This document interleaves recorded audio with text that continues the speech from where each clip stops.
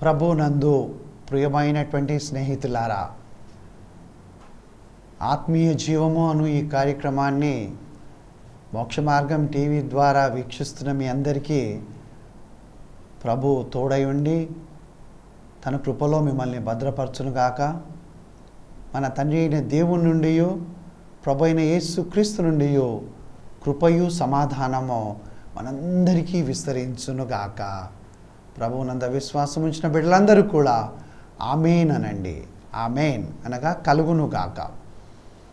ఇంతవరకు మనం నడిపించిన దేవుడు ఇక ముందు కూడా నడిపిస్తాడు అనేదే మన యొక్క నిరీక్షణ, నమ్మకమై ఉన్నది. క్రైస్తవత్వం అనేది విశ్వాసము, మార్గము మాత్రమే. కనుక దేవుని యొద్దకు చేరుకొనడానికి క్రీస్తు యేసు మార్గమై ఉన్నాడు అని నమ్మడము మన యొక్క విశ్వాసం. ఆ విశ్వాస యాత్ర మనలను చివరికి ఎక్కడికి తీసుకొని వెళ్తుంది? ఈ ప్రపంచములో విభిన్నమైనటువంటి వ్యక్తులు, రాజ్యములు, భాషలు మాట్లాడేటటువంటి వారు, వీరందరి ఆలోచన విధానాలు ఆత్మను గురించి అనేక విధములుగా ఉంటాయి. మరి మన బైబిల్ గ్రంథము ఏమని సెలవిస్తుందో మనం పరిశీలించి చూడక మునుపు తలలు వంచి ప్రార్థించుకుందాం. ప్రభువా, తరతరముల నుండి మాకు నివాస స్థలము నీవే. నిన్ను ఆశ్రయించిన వారికి ఏ మేలును కొదువ ఉండదు.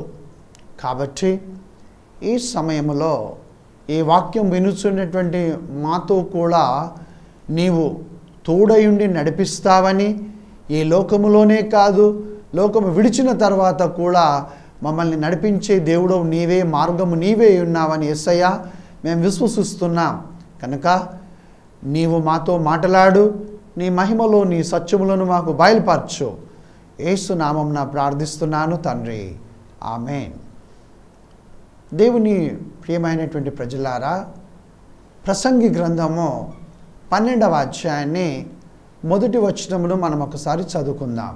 బైబిల్ గ్రంథంలో ఈ విధంగా వ్రాయబడి ఉన్నది: దుర్దినములు రాకమునుపే ఇప్పుడు వీటి యందు నాకు సంతోషము లేదని చెప్పు దినములు, సంవత్సరములు రాకముందే.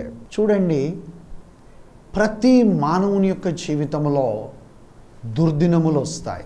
ఆ తర్వాత ఈ దినముల యందు నాకు సంతోషము లేదని చెప్పే సమయము కూడా వస్తుంది.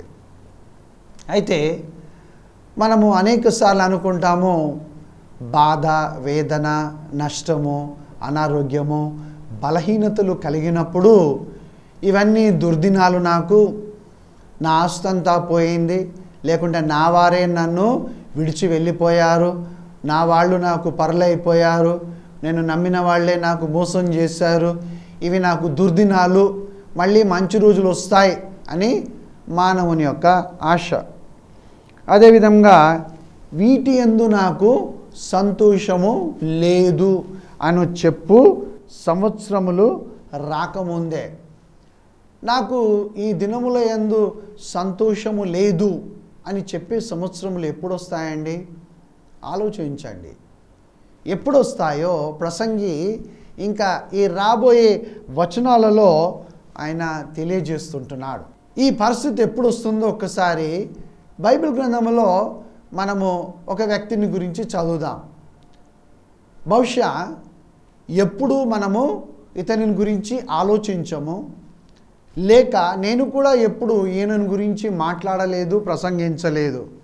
కానీ ఈ దినమున దేవుడు ఆ యొక్క అవకాశముని ఇచ్చాడు, నేను మాట్లాడుతూ ఉంటున్నాను.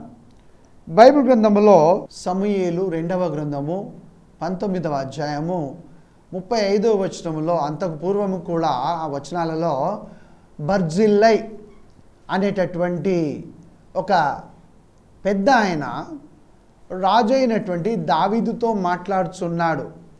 బర్జిల్లై అనేటటువంటి పేరు చాలా తక్కువగా విని ఉంటాం.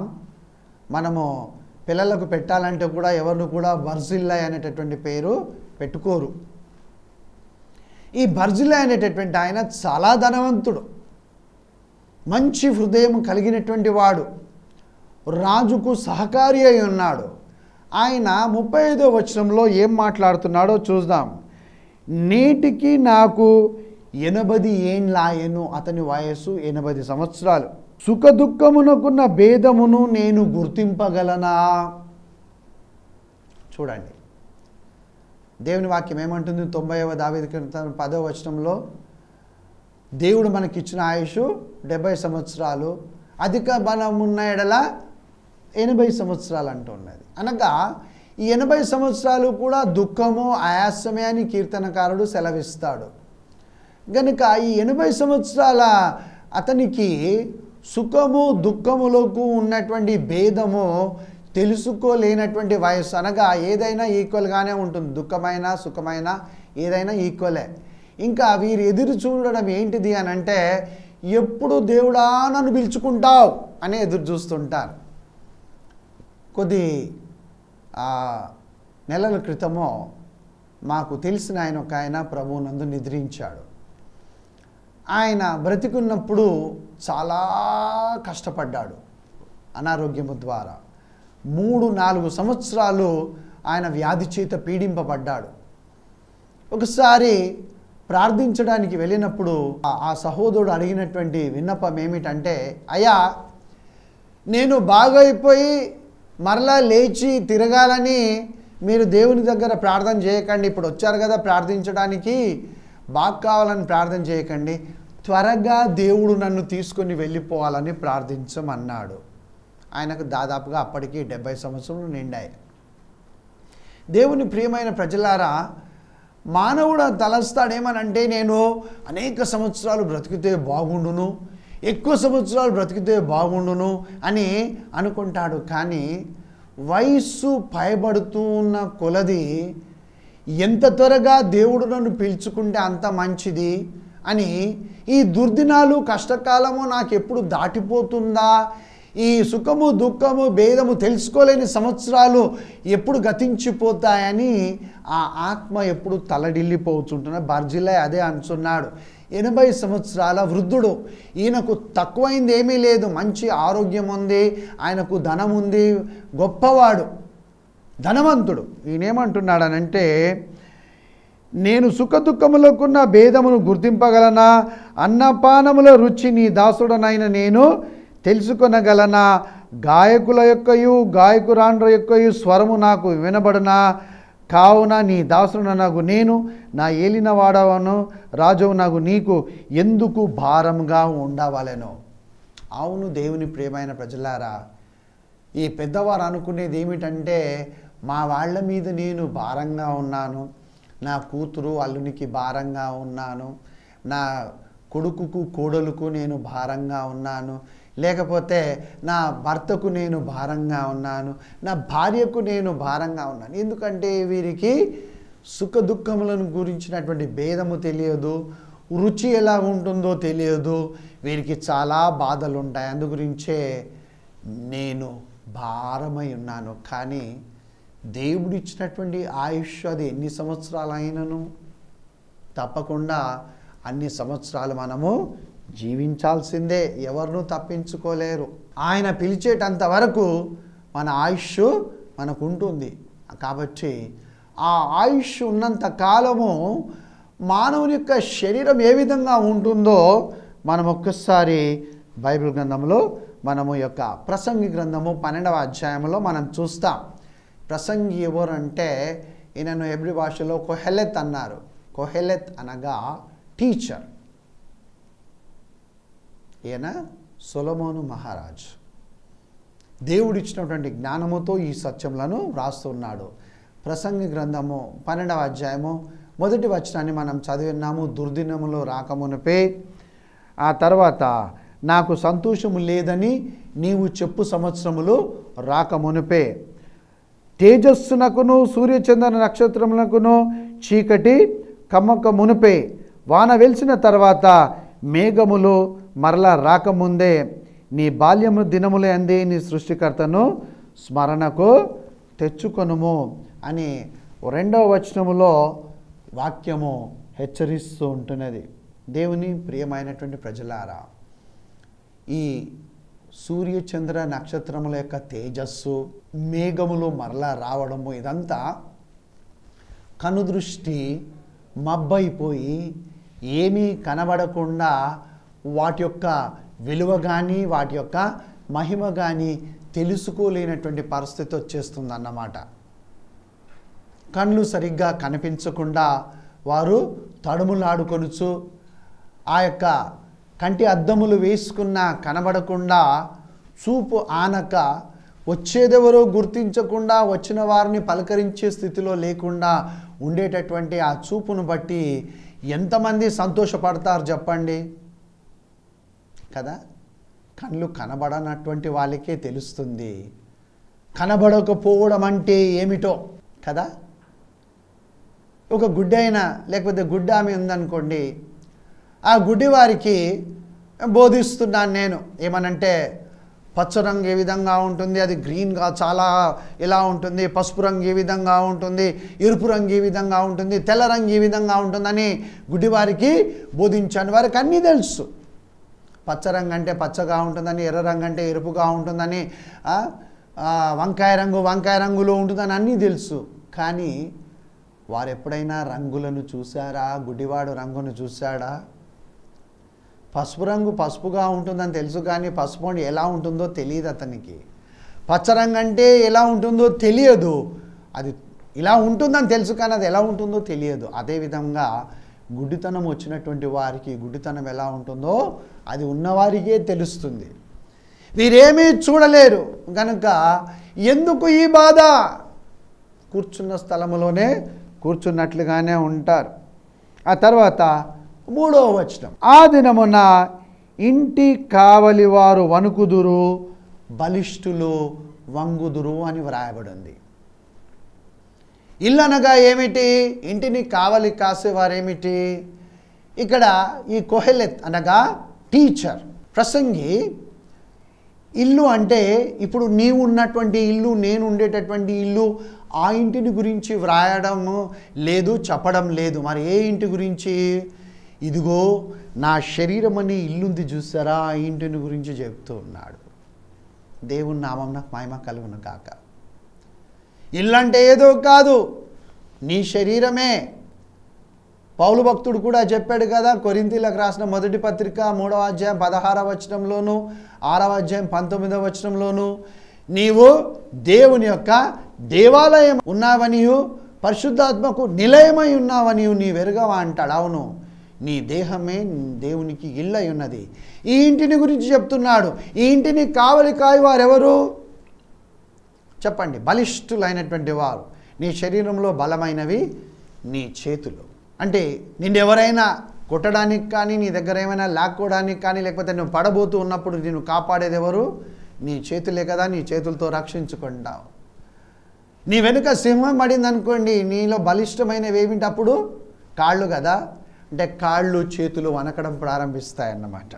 కాళ్ళు చేతులు ఆ దినమున ఇంటి కావలి వారు నీ కాళ్ళు చేతులు కావలిగా వస్తాయి. నిన్ను కాపాడేవి, నిన్ను సంరక్షించేవి నీ కాళ్ళు చేతులు. నీ ఇంటిని కాళ్ళు చేతులు వణుకుతూ బలిష్ఠులు వంగుదురు, విసురువారు కొద్ది మంది ఆగుట చేత. ఎవరండి విసిరేటటువంటి వాళ్ళు? అంటే ఎలా తిప్పుతూ రాళ్ళు విసురుతూ ఉండేటటువంటివి కావు. ఈ పళ్ళు ఉన్నాయి చూసారా, నములుతూ ఉంటాం. పళ్ళు, దంతములు, మన పళ్ళు విసురుతూ ఉంటాయి, ఆహారమును విసురుతూ ఉంటాయి. నీవేం తిన్నా విసిరేటటువంటివి పళ్ళు. ఏమంటున్నాడంటే విసురువారు కొద్ది మంది అగుట చేత. అంటే ముసలితనములో విసిరేటటువంటి పళ్ళన్నీ ఊడిపోయి బోసి నోటితో ఉంటాం. ఎవరైనా ఆ మొక్కని చూసుకొని చాలా అందంగా ఉంది, ఇంకా అనేక సంవత్సరాలు నేను బ్రతకాలని కోరుకునే వాళ్ళు ఎవరైనా ఉంటారా చెప్పండి? నీవు ఇందులో సంతోషము లేదు అని చెప్పే సంవత్సరాలు ఇవన్నమాట. ఎందుకన్నా బ్రతుకుతూ నేను ఏ మాంసము తినలేకపోతున్నా, ఇంకా మనవళ్ళతో మనవరాళ్ళతో కూతురుతో అల్లుతో చెప్తూ ఉంటారు ఏమని, నా యవన ప్రాయములో నేను వీటిని ఇలా నమిలి మింగేశాను, నలిచేశాను, మీరు చూడండి రా ఎలా ఉన్నారు, ఇప్పుడు నేను చేయలేను బాబోయ్ నమ్మలేను బాబోయ్, తినండి అంటే పళ్ళు లేవు కదా. విసురువారు కొద్దిమంది అయిపోతారు. విసురువారు కొద్దిమంది అగుట చేత పని చాలించుకొందురు. తినడము తక్కువైపోతుంది, ఆకలి తగ్గిపోతూ ఉంటుంది. కాబట్టి ప్రసంగి ఏమంటున్నాడంటే, నీ బాల్య దినములయందే నీ సృష్టికర్తను నీవు స్మరణకు తెచ్చుకో, రుచి చూడు. 34వ దావీదు కీర్తన 8వ వచనంలో దావీదు మహారాజు అంటాడు, రుచి చూచి తెలుసుకునుడి యెహోవా ఉత్తముడని. ఇప్పుడే మనము రుచి చూచి తెలుసుకోవాలి. వృద్ధాప్యమందు అన్నీ అయిపోయిన తర్వాత నేను రిటైర్ అయిపోయినాక దేవుని సేవను చేస్తాను బ్రదర్, అప్పటికి ఆశ ఉండదు. రిటైర్ అయిపోయిన తర్వాత అప్పటికి శరీరంలో ఉన్న బలము సన్నగిల్లిపోతుంది. అప్పుడు సైకిల్ తొక్కుకుంటూ వెళ్ళినట్లుగా, తోలుకుంటూ వెళ్ళినట్లుగా, లేకపోతే స్కూటర్ మీద వెళ్ళినట్లుగా, పరిగెత్తి బస్సు ఎక్కినట్లుగా, లేకపోతే కొండలు గుట్టలు ఎక్కి దిగినట్లుగా ఇప్పుడు దిగలేవు. బాల్యములో యవన ప్రాయంలో ఉన్నటువంటి ఆ బలము, చెప్పాలనే ఆసక్తి, ఆ ధైర్యం, ఆ ఉత్సాహము ఉండవు. తర్వాత చేస్తాను అనుకుంటారు కానీ చేయడానికి కుదరదు. కాబట్టి దేవుని వాక్యం ఏమంటుందనంటే, నీ యొక్క వయస్సు ఉన్నప్పుడే, నీవు అన్నింటినీ రుచి చూచి ఎరుగగలిగినప్పుడే నీవు యెహోవా దేవుడని తెలుసుకో. ఏమిటా రుచి? 119వ దావీదు కీర్తన 103వ వచనంలో ఏమంటాడనంటే, నీ వాక్యమే తేనె కంటే మధురమైనది అంటాడు. నీ వాక్యములు నా జిహ్వకు ఎంతో మధురములు, అవి నా నోటికి తేనె కంటే తీయగానున్నవి. అనగా నీ వృద్ధాప్యంలో నీకు వచ్చేసిన తర్వాత ఇంకా ఎప్పుడో నేను దేవుని వాక్యాన్ని చదువుతాను అని అనుకోకూడదు. అప్పటికి నీకేమీ ఆ వాక్యం వల్ల ఏమీ ప్రయోజనం ఉండదు. నీవు బాల్యములో యవన ప్రాయములో ఉన్నప్పుడే దేవుని వాక్యమును నీవు భుజించాలి. అంటే ఆ వాక్యమును నీవు చదివి, ఆ వాక్యమును గ్రహించి, ఆ వాక్యమును నీవు జ్ఞాపకం ఉంచుకొని ఆ వాక్య ప్రకారము చేస్తూ జీవించాలి. అవి నీ ఎముకలకు సత్తువనిస్తాయి. దేవుని యొక్క మాటలు, దేవుని యొక్క వాక్యం మంచి ఆరోగ్యమునిస్తాయి. నీ హృదయము కలవరపడే సమయం వచ్చినప్పుడు ధైర్యమును నీకు పుట్టిస్తాయి. వేవేల బంగారు నాణ్యముల కంటేను నీ వాక్యమును నేను కోరుకుంటానన్నాడు కీర్తనకారుడు. దేవుని ప్రియమైనటువంటి ప్రజలారా, రుచి కలిగినవేమిటి అని అంటే దేవుని వాక్యంలో. కానీ ఈ దినమున అనేకులకు దేవుని వాక్యము రుచించడం లేదు. అనేకులు దేవాలయంకు రావాలంటే బిడ్డలు ఇష్టపడడం లేదు. ఎందుకనంటే ఎప్పుడు పోయినా పాస్టర్ గారు ఒకే మాట, ఇయ్యండి ఇయ్యండి ఇయ్యండి, రక్షింపబడండి రక్షింపబడండి, పాపాలు ఒప్పుకోండి, దేవుని వైపున ఇదే వాక్యం ఉంటుంది. కానీ ఇంకేమైనా ఉంటుందా?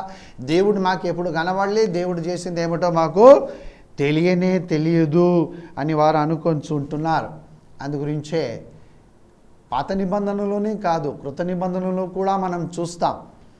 పేతురు రాసినటువంటి మొదటి పత్రిక 2వ అధ్యాయము 1వ వచనం నుండి, ప్రభు దయాళుడని మీరు రుచి చూచి ఉన్న ఎడల.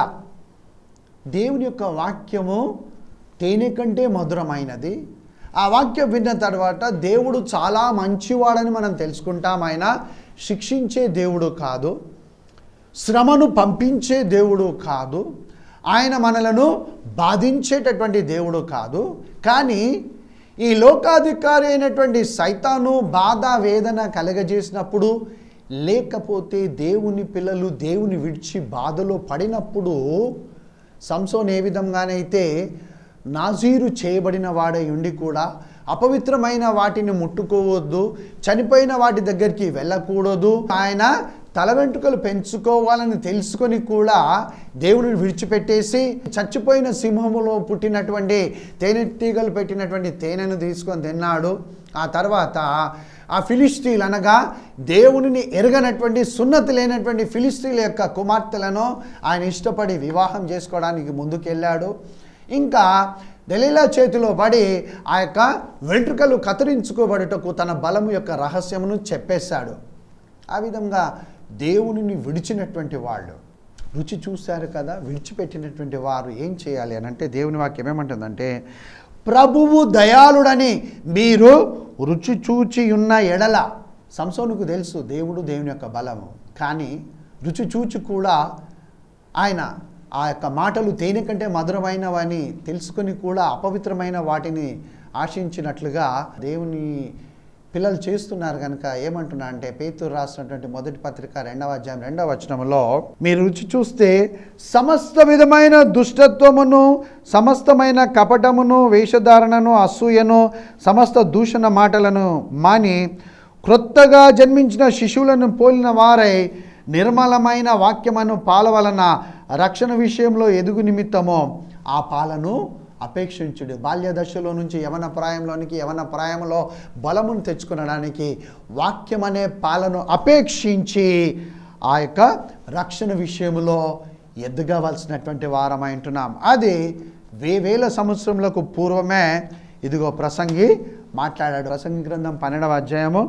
4వ వచనం, తిరుగటి రాళ్ళ ధ్వని తగ్గిపోవును, కిటికీలలో గుండా చూచువారు కానలేక ఎందరనగా కళ్ళు మసకబారిపోతాయి.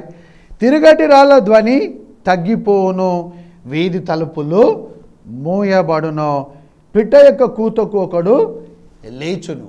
అనగా ఈ లోకములో జరుగుతున్న చిన్న చిన్నమైన వాటివన్నిటినీ కూడా వీరు గ్రహించలేని పరిస్థితి. ప్రతి చిన్న శబ్దానికి మెలకువ వచ్చేస్తుంది, ప్రతి చిన్న శబ్దానికి వచ్చేస్తుంది. వీధి తలుపులు మూయబడను అనగా వీరి ఆలోచనలకు ఇంకా లోక సంబంధమైనవన్నీ కూడా వీరికి మూయబడతాయన్నమాట.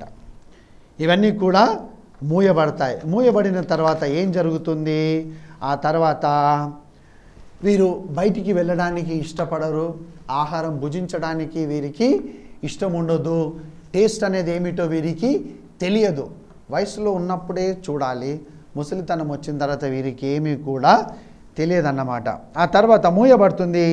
పిట్ట యొక్క కూతకు కూడా లేచిన అనగా చిన్నదానికి కూడా వీరు మెలకు వచ్చేస్తుంది. స్త్రీలు చేయు నాదమో చేయి వరందరూ నిశ్శబ్దంగా ఉంచబడతారు. వీరికి పాటలన్నా సంగీతం అన్నా ఏది కూడా అనగా చెవులు వినబడవు, సంగీతం వీరికి వినబడదు, ఇష్టం ఉండదు.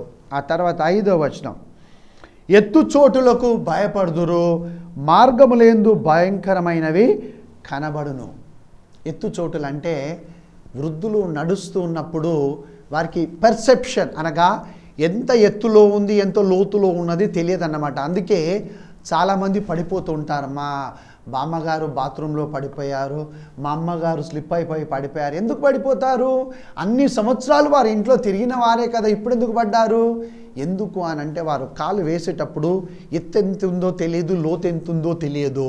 అలా వారు సడన్గా కాలు వేసేస్తారు, ఇంతే లోతుంది అనుకొని కాలు పెట్టేస్తారు, పడిపోతారు. అది ఎత్తు తెలియకపోవడం. ఆ తర్వాత వారికి బాదాము వృక్షము పువ్వులు పూయును అంటే బాదాము చెట్టు తెల్లటి పువ్వులను పూస్తుంది, ఈ తల తెల్లగా అయిపోతుంది అన్నమాట. బాదాము వృక్షము పువ్వులు పూయును, మిడత బరువుగా ఉండును అని అంటే వీరికి ఏ విధమైనటువంటి పనులు చేయాలన్నా, చేయి కదపాలన్నా, కాలు లేపాలన్నా చాలా బాధ కలుగుతుంది. అందుకే ఏమవుతుందంటే బుడ్డు బురుసకాయ పగులును, ఏలైనగా ఒకడు తన నిత్యమైన ఉనికి పట్టునకు పోవచ్చున్నాడు. మట్టి పాత్ర పగిలిపోతుంది అనగా హృదయము ఇంకా పగిలిపోతుంది, లోక సంబంధమైనవన్నీ పగిలిపోతాయి. వెండి తాడు తెగిపోతుంది అనగా శరీరమునకును ప్రాణమునకును ఉన్నటువంటి ఆ యొక్క లింక్ ఏదైతే ఉంటుందో అది తెగిపోతుంది. దేవుడు పిలుస్తున్నాడు ఆత్మను, వచ్చేసే అని చెప్పేసి. ఆత్మ అనిత్యమైన మన్నైనది మునుపటి వలనే మరలా భూమికి చేరును అని వ్రాయబడింది. రెండు తాడు విడిపోను అనగా వెన్నెముకలో ఉన్నటువంటి ఆ యొక్క సమస్త విధమైన నరములు ఏవి కూడా ఇంకా ఈ తలలో ఉన్నటువంటి ఆలోచన విధంలకు అది కనెక్షన్ ఉండదన్నమాట, ఇంకా తెగిపోతుంది. ఇంకా వాళ్ళు పిలుస్తూ ఉంటారు, నాన్న నాన్న అమ్మ పలుకు, మరణ పడక మీద ఉన్నటువంటి వారు వాళ్ళు ఇలా చూస్తుంటారు కానీ ఏమీ చెప్పలేకపోతారు. నాన్న నేను నీ పెద్ద కొడుకుని, మాట్లాడు, ఇంటి కాగితాలు ఎక్కడ పెట్టావో చెప్పు నాన్న చెప్పు. కుమార్తె అడుగుతుంటుంది తల్లిని, అమ్మా అమ్మా నేను నీ పెద్ద కూతురును, చెప్పమ్మా బంగారు నగలన్నీ ఎక్కడ పేపర్లు ఎక్కడున్నాయో చెప్పలేడు, వెండి నగలు ఎక్కడున్నాయి, బంగారు నగలు ఎక్కడున్నాయో చెప్పలేడు. అయిపోయింది, కనెక్షన్ తెగిపోయింది, ఇంకా ప్రాణము విడిచి వెళ్ళిపోతుందన్నమాట. విడిచి ఎక్కడికి పోతుంది? మన్నా అయినది తిరిగి మునుపటి వలనే మరలా భూమికి చేరును. ఆత్మ దాని దయచేసిన దేవుని యుద్ధకు మరలా పోవును. ఇది పళ్ళు ఊడిపోయి, కళ్ళు కనబడకుండా, కాళ్ళు సరిగా నడవక, చేతులు కాళ్ళు వణుకుతూ ఉంటే నేను దేవుని సేవ అప్పుడు చేస్తాను అని యవనస్తుడా నీవు అనుకొంచుంటున్నామేమో. జాగ్రత్త, దేవుడు లెక్క అడుగుతాడు. కాబట్టి నీకు దుర్దినంలో రాకమునిపే దేవుని వైపునకు తిరుగు. ప్రార్థన చేసుకుందాం. ప్రభా, ఈ శరీరము బలహీనము, కావలి కాయు ఈ కాళ్ళు చేతులు వణుకుతాయి ఒక దినమున, ఆలోచించే ఆలోచన శక్తి తగ్గిపోతుంది ఒక దినమున. ప్రభా, భయము వేదన కలుగుతుంది, బంగారు పాత్ర కూడా పగిలిపోతుంది, అనగా హృదయము ఇంకా పగిలిపోతుంది. మన్నైనది వెనుకటి వలనే భూమికి మన్నైపోతుంది. ఆత్మ నీ యొద్దకు రావాలి. ఈ జీవితంలో నీ కొరకు జీవించు అనుభవములో మమ్మల్ని ఉంచు ప్రభా. మార్గము విడిచిన వారిని చేర్చుకో, యేసు రక్తం చేత కడిగి విమోచించు. ఎవరైతే మరణ భయము చేత పట్టబడి ఉన్నారో యేసు నామములో వారికి విడుదలను మాట్లాడుచుంటున్నాను ప్రభా. ప్రతి ఆత్మను రక్షించి నీ యొద్దకు చేర్చుకోమని ప్రార్థిస్తున్నాను. నరకమునకు ఏ ఆత్మ కూడా వెళ్ళకూడదు. వారి పాపములను క్షమించు, పశ్చాత్తాప హృదయం కలగజేయి. నీవే తోడై ఉండి నడిపించు. యేసు నామమున ప్రార్థిస్తున్నాను తండ్రి. Amen, amen. God bless you brother, God bless you sister. ప్రభు మనందరినీ కూడా చేర్చుకొనను గాక. Amen. Our address: G. Salome Charles, house number 12-8-236 by 7 by 1, New Metaguda, Secondary 500017. For further details, contact mobile number 944-0022-178. Encourage us to take the gospel to the millions with your generous offerings.